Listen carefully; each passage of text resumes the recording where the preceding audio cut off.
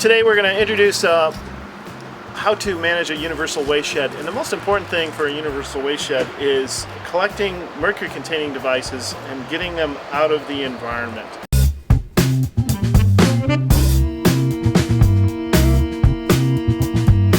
One of the tricky things about mercury is it's the only liquid metal. And it has a nice function in that it connects circuits and turns devices on or turns them off. In this case, I'm holding a thermostat, which everybody is very familiar with, the old style ones. And to my left is a very large barometer, extremely large amount of liquid mercury that you can kind of see down here. Very large pool of that. One of the tricky things environmentally about mercury is it is extremely toxic, but unfortunately mercury always has to be contained in glass containers. It will corrode metal.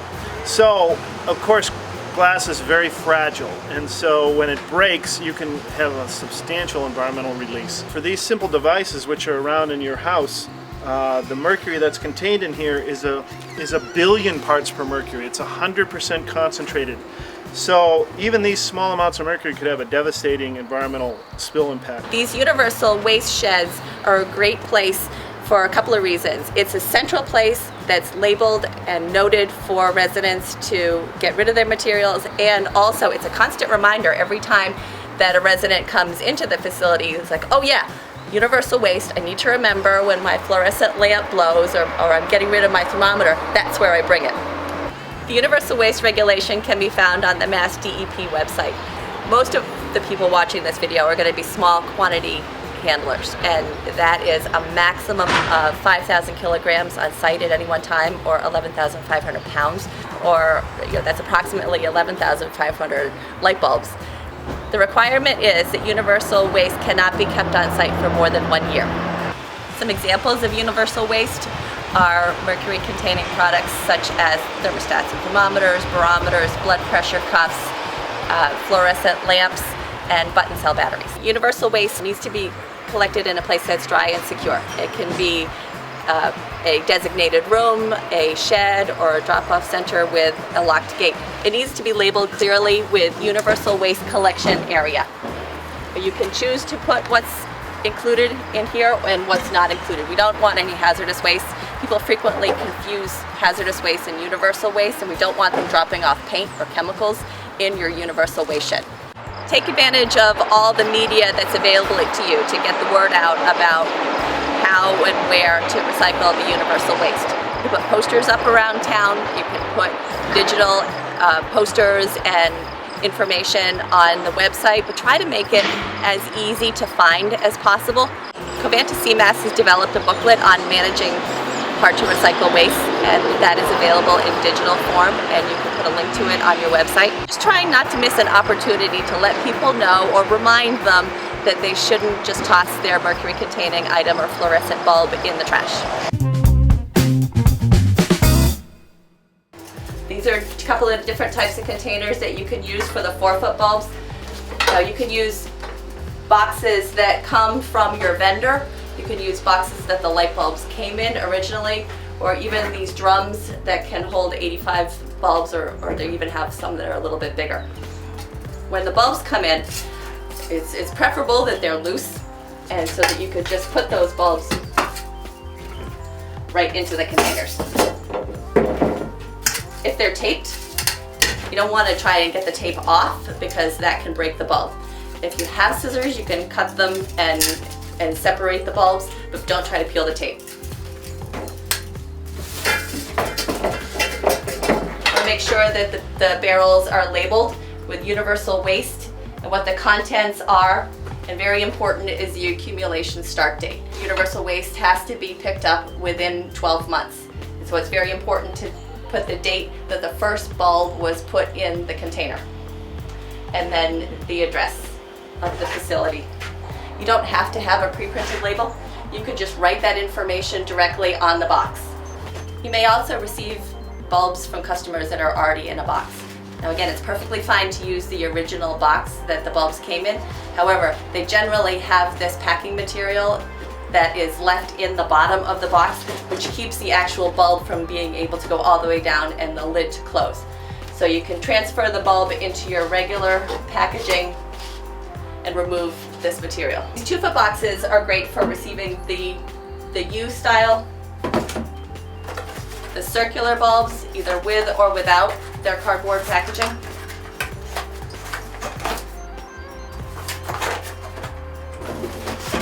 Two-foot bulbs of different sizes, and more taped bulbs. Smaller bulbs can be collected in 5-gallon pails, and what we have here are the compact fluorescents that swirl inside. Typical ones, you see the curly Q. Have a floodlight. They all can be placed carefully in a 5-gallon pail.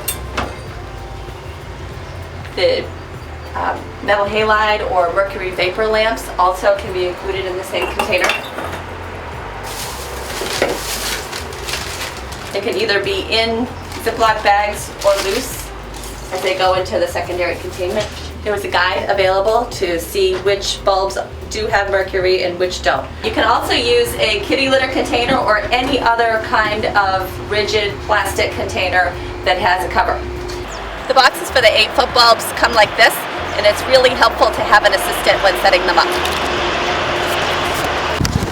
Reach in as far as you can, and then push down on the top.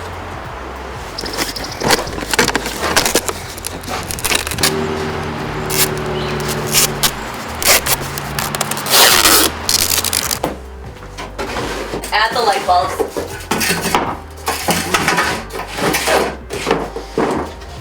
And then position it in a way that they're not going to fall over and shatter. Have a separate container for mercury-containing devices such as thermostats and thermometers. It's safest to put them in secondary containment, such as a plastic bag. You may receive other mercury-containing products such as barometers, blood pressure cuffs, manometers, or switches, and they're typically very heavy, so please don't put them in the same container as the fragile thermometers and thermostats. Use a separate bin, also labeled mercury-containing products. Put them in secondary containment and place carefully in the bin. Scheduling a pickup can either be done when the 1-year accumulation time limit has been reached or when the shed is starting to get full. What you need to have on hand when you're calling for a pickup is the quantity and type of full boxes or buckets, quantity and type of replenishment supplies that you need, contact name and phone number, and the site address and hours of operation. Some of your customers may have questions about items that they have at home and whether they can be recycled at the universal waste shed or not. And so here we are at Emily's garage, and she has an assortment of things, and I want to be clear that the universal waste shed is not a hazardous waste shed. So hazardous material should not be accepted in the universal waste shed. It should be kept for a household hazardous waste day. And that information can be obtained through the Board of Health or the Department of Public Works, depending on the community. Another thing that people may have is liquid mercury. Even though the universal waste sheds are for collecting mercury, they are not for collecting liquid mercury. That is hazardous, and the customer can call the Board of Health for information. They can call Complete Recycling Solutions directly and have them pick it up in the SEMASS area, and the collection will be paid for. In other communities, call the Board of Health for information. Rechargeable batteries are also considered universal waste. For the purpose of this video, we're talking about mercury-containing items, and so not all batteries contain mercury. There are several different types that you might see, but the ones that we're specifically going to talk about are the button cell batteries. If you do happen to have button cell batteries that do contain mercury, then they should be collected separately from the other batteries, and you can use a small container just labeled universal waste button batteries with the accumulation start date. And that would have only the button cell batteries in it, not the other types of rechargeable batteries. Another thing that we also see frequently are the alkalines. And alkalines do not contain mercury, and they can be disposed of in the trash.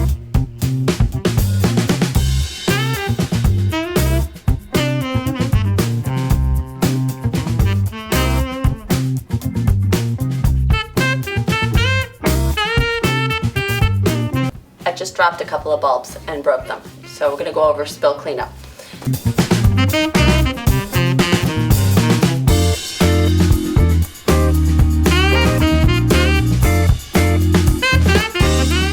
The first thing to do is to mark off the area so that nobody steps in the broken glass, the phosphorus powder, or the mercury. Then leave the area and let it ventilate for 15 minutes. You don't want to use a dustpan and broom, because what will happen is the mercury and the phosphorus powder will get stuck in the broom, and then the next time you use it, you're just spreading that around. A vacuum is the same deal. You don't want to be using a vacuum for cleaning up fluorescent light bulbs or elemental mercury spills. So what you want to do is have a small container, any type of container that has a lid, and then use some stiff paper or index cards. Pick up everything that you can see.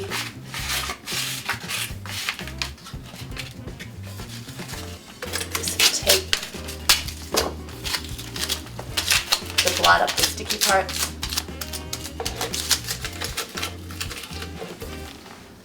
And then a wet towel.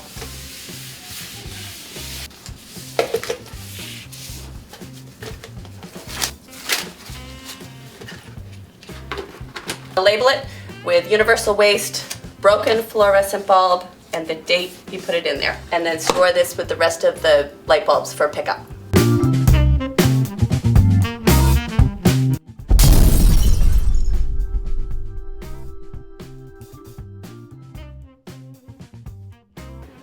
Okay, that was a simulated spill of mercury from our thermometer here. Again, we would cordon off the area so we can figure out where the spill is. Keep people away from the mercury, keep them out of the room, open a window to ventilate the area if that is possible, and assemble your supplies. Some sheds have spill kits, and if you happen to have that, it will have either zinc or sulfur powder that you can sprinkle on the mercury droplets, and it makes it much easier to pick up. Also, it's a sponge that has that same material. Let's just say now we don't have a spill kit, so what would we do? Do not want to use a vacuum cleaner or a broom. And it's pretty easy to see with the sprinkles that if you're trying to sweep up mercury droplets, they end up right in the broom. And then the next time you use the broom or the vacuum cleaner, you'd be spreading that mercury to the next location. Using the same procedure as we used for the glass of the fluorescent bulbs, you want to use the stiff cards, bringing the droplets of mercury together. As they connect, they're going to form larger droplets, which are easier to pick up. Putting the glass and the mercury droplets into a stiff-sided container, Ziploc bags would be fine. Just use double or triple containment. So these candy things are really, they are a good simulation of mercury because it is hard to pick up.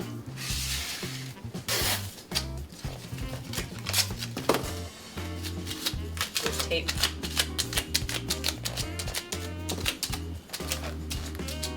And a flashlight to help try to find droplets that are hiding. A wet towel.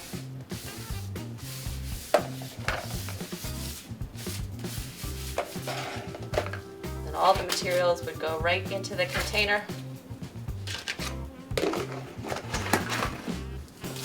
And it would be labeled hazardous waste, mercury contaminated spill cleanup materials, and the date of the cleanup.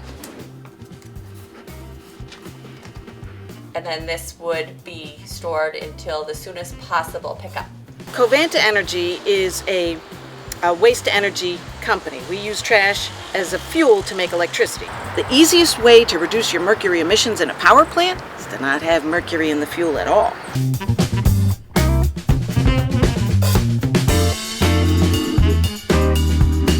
They're over here.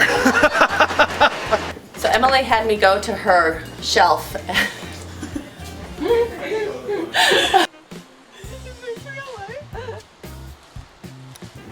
I know that we're just pretending here. Uh-huh.